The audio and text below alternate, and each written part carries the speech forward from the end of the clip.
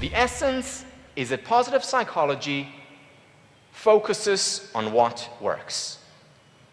That's it. If there is one thing you remember from this presentation, remember this: focusing on what works. What does this mean? So for example, in terms of research, most of the research done in psychology until recently has been on depression, anxiety, schizophrenia, and the bad boss. Positive psychology says let's also do research on happiness, well-being, job satisfaction, and success. Moreover, if I go to a therapist, to a psychologist today, what's the first question that she will ask me? The first question is, what's wrong? Why are you here? Or if my wife and I go to a couples counselor, the first question that he will ask us is, what's not going well in your relationship? What brought you to me? Or if I invite a consultant to my company, the first question that she's likely to ask is, what's not going well? What are the weaknesses? What do we need to work on and fix? These are good questions. They're important questions. But what positive psychologists say is that we also need to ask the other questions. So for example, if I go to a therapist, a question needs to be, what's going well in your life? Let's start with that and then deal with the difficulties. If we go to a couples counselor, the first question of a positive psychologist would be, what is going well in your relationship? If I bring in a positive psychologist as a consultant, the first question is, what are your strengths as a leader? What are the strengths of your organization? What is going well? Tell me about success stories that we can build on. In the words of Marty Seligman, who's considered the founder of positive psychology, the aim of positive psychology is to catalyze a change in psychology from a preoccupation only with repairing the worst things in life to also building the best qualities in life. With an emphasis on also. Positive psychology does not say let's ignore depression or anxiety or bad mood in the organization. What positive psychology says is let's also not ignore when things are going well. Because as we'll see very soon, focusing on what works, works. Now, for now assuming, because I will give you a lot of research on this, but assuming that indeed focusing on what works, works. How do I get people? How do I get myself? How do I get my child? How do I get my partner? How do I get my employees to focus on what works? And the answer to this question lies in the questions that we ask.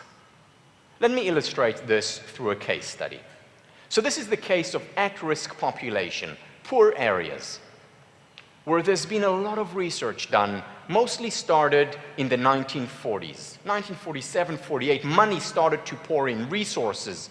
Top psychologists and psychiatrists and social workers began to invest time, effort, resources into helping children in poor areas, at-risk population. The research question that guided most of these people was, why do these individuals fail? Why do so many individuals from these areas drop out of school early? Why do so many end up doing drugs? Why is crime so high? Why are so many girls becoming pregnant at a young age? These are all important questions. They are good questions, but evidently not enough. After between 30 and 40 years of these programs, the UN, UNESCO, conducted a study, a meta-analysis looking at all the interventions that came out of this question, why do these individuals fail? And what they found was that over between 30 and 40 years, very little actual change came about. Good intentions, had all the resources, but these people, the psychologists, the psychiatrists, even though they were smart, even though they wanted to help, even though they had the resources to help, didn't help this population. All this changed in the 1980s. It changed with the founders of the field of positive psychology, with a change in question. And the question that they began to ask them was, what makes some individuals succeed despite unfavorable circumstances? You see, because not all children failed. There were some who succeeded and succeeded big time. They were not the majority, they were a small minority, but they were there. And when psychologists started to learn from what works, to focus on these children, that made all the difference. Suddenly programs that hadn't been working for 30 to 40 years were working.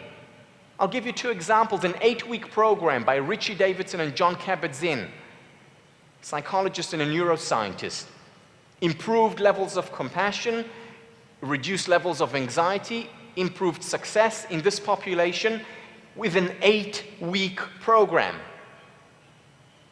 Karen Rivich teaches at University of Pennsylvania, introduced a 2-week program that reduced the likelihood of depression in this population by more than 50%.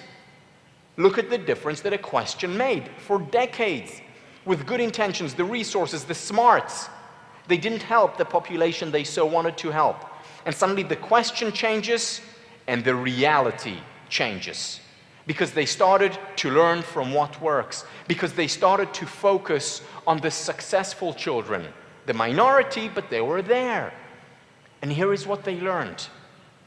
What they learned about these successful children, what distinguished them from the rest, was that these children were resilient. They were able to bounce back from failure. Now, today we all talk about resilience. But back in the 1980s, there were two women, two researchers, Maston and Reed, who did research in Hawaii. No one heard about them. They talked about the importance of resilience. Today we know how important it is because we started to learn from those children that make it despite the unfavorable circumstances. And initially when they looked at these children, they said to themselves, wow, these are super kids. Some genetic anomaly, something out of the ordinary. But when they looked at these kids closer, when they studied them, when they really focused on what works, they realized these were not extraordinary kids. These are ordinary kids with ordinary characteristics that lead to extraordinary results. What are some of these ordinary characteristics? And think about them in the context of your life. Think about them in the context of your children, because these apply as much to a child being born and raised in Harlem or inner city Chicago or the slums of Mumbai as they do to a wealthy person, to a Fortune 500 CEO. They apply to all of us because we all need resilience today when the world is changing so fast, when there are new challenges by the nanosecond. So what are some of these characteristics that they identified? Well, first of all, these children set future goals. They were future-oriented. They didn't ignore the present, but at the same time, they didn't ignore what they wanted to accomplish, the things that were meaningful to them, that gave them a sense of purpose. These children were optimistic, not detached optimism, but grounded optimism, which we'll talk about later. These children had role models, someone that they looked up to, whether it was mom or dad, their teacher, or a historical figure, but someone about whom they said, I want to be like him, I want to be like her. Someone they looked up to. And finally, these children focused on their strength. They did not ignore their weaknesses. At the same time, they did not ignore what they were good at. Now, here's the thing. When psychologists looked at these characteristics, they said, wait a minute, these things can be taught, these things can be learned, which is exactly what they started to do with the other children. We have goal-setting theory going back 50 years ago. It's Locke, Latham, Deci, Ryan, Lubomirsky, Sheldon, many researchers. You do it in your organizations. We know how to set goals, and this is what psychologists started to do with the other children who weren't doing it naturally.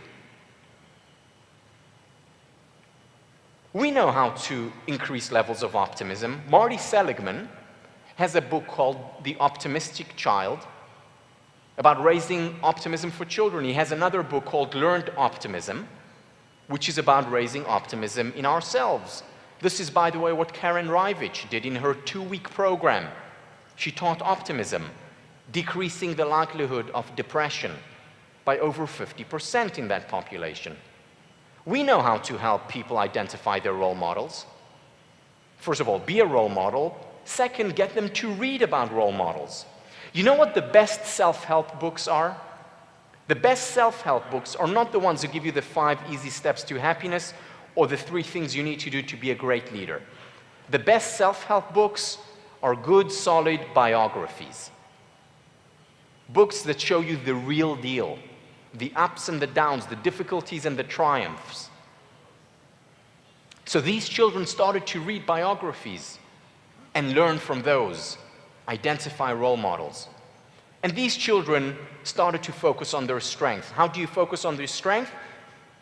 2 questions. First set of questions, what are you good at? What are your strengths?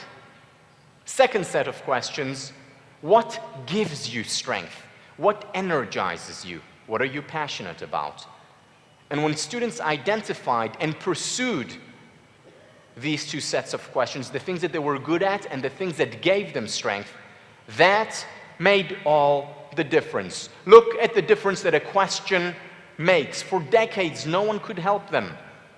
And suddenly, a new question changes the reality. Why? Because questions create reality by defining reality.